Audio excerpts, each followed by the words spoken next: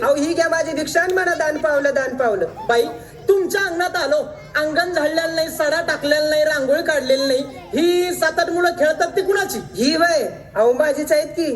किती मुलं आहेत तुम्हाला? मला की नाही वासुदेवा 4 पोरं आणि 3च पोरी आहेत. काय? 4 पोरं आणि 3च पोरी आणि आता देव देईन ते काय. बाई एवढी मुलं तुम्हाला? अहो वासुदेवा लोकांना 30-30 टन ऊस होतोय, 40-40 टन मोसंबी होती, 50-50 क्विंटल कापूस होतोय.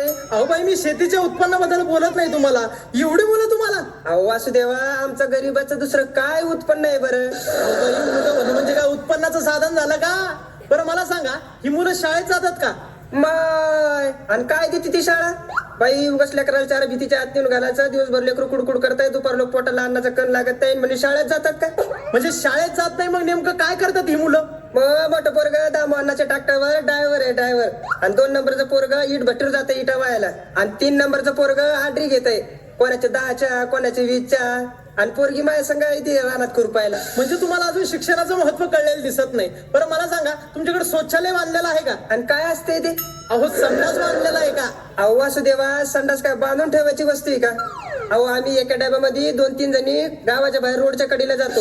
अहो बाई सरकारनं लाखो रुपये खर्च करून शौचालय बांधायला सांगितली आणि अजूनही तुम्ही उघड्यावर जाता, म्हणजे तुम्हाला स्वच्छतेचंही महत्व कळलेलं अजून दिसत नाही. बरं मला सांगा, निदान तुम्ही गटात तरी आहात का? हो आमचा तर लय मोठा गट आहे, 10-7 बायाचा गट आहे आमचा. म्हणजे 17 बायांचा तुमचा गट आहे? हो 17 किती नाही, 10-7 बाया असे मोजून बापून आहेत, एक कमी नाही एक जास्तीची नाही. अहो बाई त्याला 17 म्हणतात ना. बरं कशाचा गट आहे तुमचा? आमचा उदाड्याचा गट आहे, आम्ही 17च्या 17 रानात जातो खुरपायला. अहो बाई मी तुम्हाला खुरपण्याच्या गटाबद्दल बोलत नव्हतो, महिला बचत गटाबद्दल बोलत होतो. आणि ते नाही मग माहिती आहे आम्हाला. नाही नाही नाही नाही, जोपर्यंत तुम्हाला शिक्षणाचं महत्व कळत नाही, आरोग्याचं महत्व कळत नाही, आर्थिक उलाढालीचं महत्व कळत नाही, तोपर्यंत हा वासुदेव तुमच्या घरची भिक्षा घेणार नाही. हा वासुदेव चालला दुसऱ्या घरी. शंभो शिवशंकर हर हर हर हर महादेव.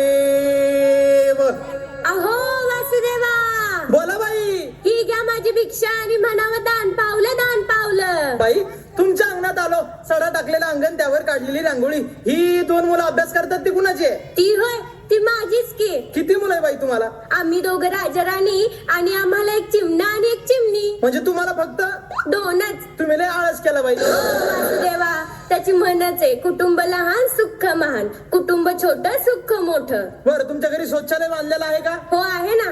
बर म्हणजे तुम्ही बचत गटामध्ये सहभागी आहात का? अहो वासुदेवा, मीच बचत गटाची अध्यक्ष आहे. बर